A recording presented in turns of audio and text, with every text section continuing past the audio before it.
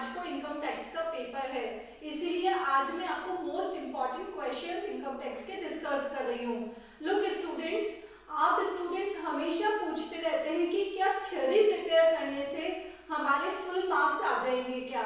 No students, आप theory prepare करके सिर्फ पास हो सकते हैं, और पास भी तभी होंगे जब आप थ्योरी क्वेश्चन को प्रैक्टिकल एग्जाम्पल देकर प्रेजेंट करेंगे। इसलिए आपको जो भी क्वेश्चन दिया जा रहा है वो प्रैक्टिकल एग्जाम्पल देकर उसकी पूरी प्रोसीजर को शो करना है। साथ में अगर कोई डायग्राम्स भी हैं तो उनको भी देना है, और पेपर प्रेजेंटेशन इम्प्रेसिव करना है, तभी आपको मार्क्स मिलेंगे। अदरवाइज पासिंग मार्क्स भी आना मुश्किल हो जाता है इनकम टैक्स में। सो स्टूडेंट्स, अब जितने भी दिन बचे हैं उसमें आप अपनी अच्छे से प्रिपरेशन स्टार्ट कर दीजिए। तो फर्स्ट यूनिट से हमारा क्वेश्चन है, that is define agriculture income, give example of incomes which are related to land but are not agriculture income.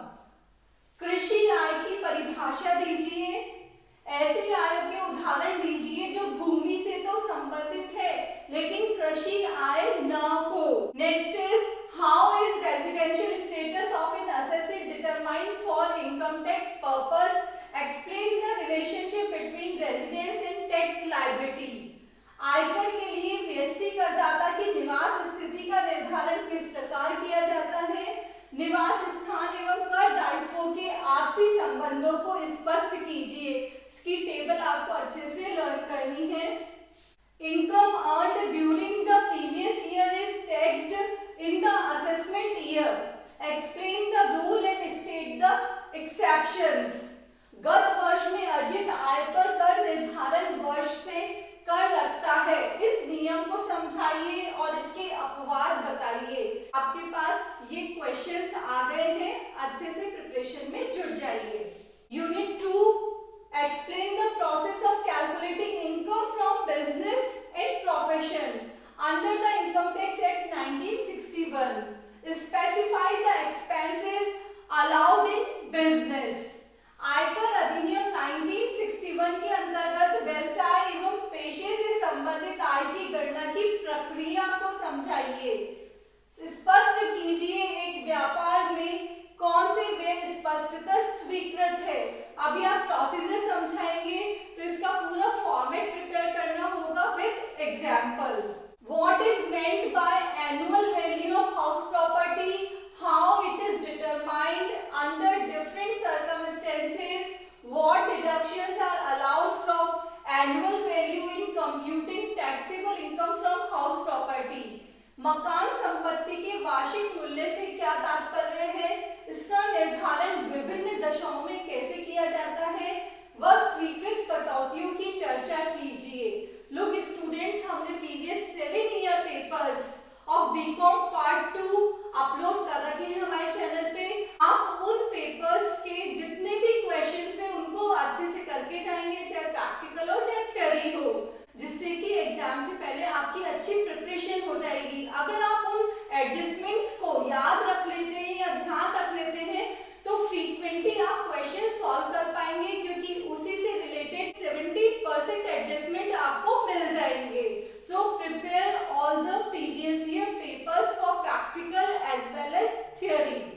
Explain clearly the provision of Income Tax Act regarding the following: casual income, आकस्मिक आय, tax deduction at source, स्रोत पर कर कटौती, dividend income, लाभांश की आय, interest income, ब्याज से आय, deemed dividend, माना गया लाभांश, अनडिस्क्लोज्ड इनकम, अघोषित आय, बॉन्ड वॉशिंग ट्रांजैक्शंस, दिखावटी लेन देन, ग्रॉसिंग अप ऑफ इंटरेस्ट, ब्याज को सकल बनाना, कॉस्ट ऑफ इंप्रूवमेंट, सुधार की लागत, ट्रांसफर ऑफ असेट, संपत्ति का स्थानांतरण, capital gain, exemptive capital gain, calculation of capital gain, पूंजी लाभ, स्वीकृत पूंजी लाभ गणना प्रक्रिया।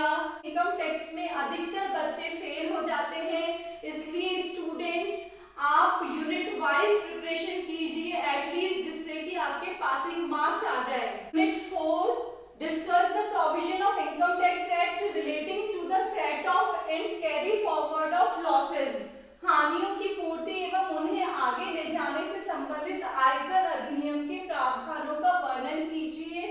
Explain with example the circumstances under which income of other persons are included in the total income of an assessee, उन परिस्थितियों का उदाहरण सहित वर्णन कीजिए जिसमें कुल आय में अन्य व्यक्तियों की आय को सम्मिलित किया जाता है। What do you mean by gross total income? Explain the various deductions allowed from the gross total incomes in respect of certain incomes. सकल कुल आय का क्या अर्थ है? सकल कुल आय में से विभिन्न आयों के संबंध में दी जाने वाली कटौतियों को समझाइए। Unit 5th, what do you understand by partition of Hindu undivided family? How is the assessment of such family after partition? Hindu अविभाजित परिवार के विभाजन से आप क्या समझते हैं? विभाजन के पश्चात ऐसे परिवारों का कर निर्धारण किस प्रकार किया जाता है? Explain the whole process and silent features of assessment of HUF under the Income Tax Act 1961. इसमें आपको पूरी प्रोसेस एंड साइलेंट फीचर्स दोनों बताने हैं। आयकर अधिनियम 1961 के अंतर्गत एक हिंदू अविभाज्य परिवार पर कर निर्धारण की पूर्ण प्रक्रिया एवं प्रमुख तत्वों का विवेचन कीजिए।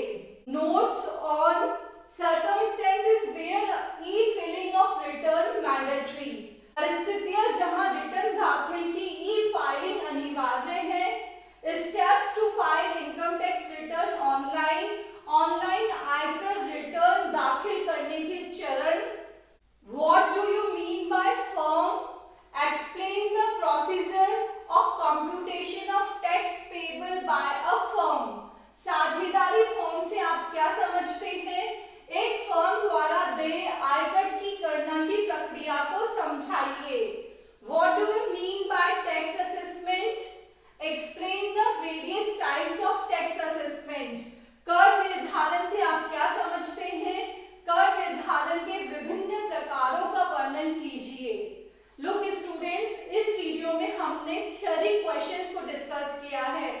ऑलमोस्ट अगर थ्योरी बनती है तो इन्हीं क्वेश्चंस के आसपास बनती है। अगर आपने इन क्वेश्चंस को अच्छे से लर्न कर लिया तो क्वेश्चन किसी भी फॉर्म में आए आप उसका आंसर दे पाएंगे, बशर्ते आपको क्वेश्चन का आंसर बुक लैंग्वेज में ही लर्न करना चाहिए।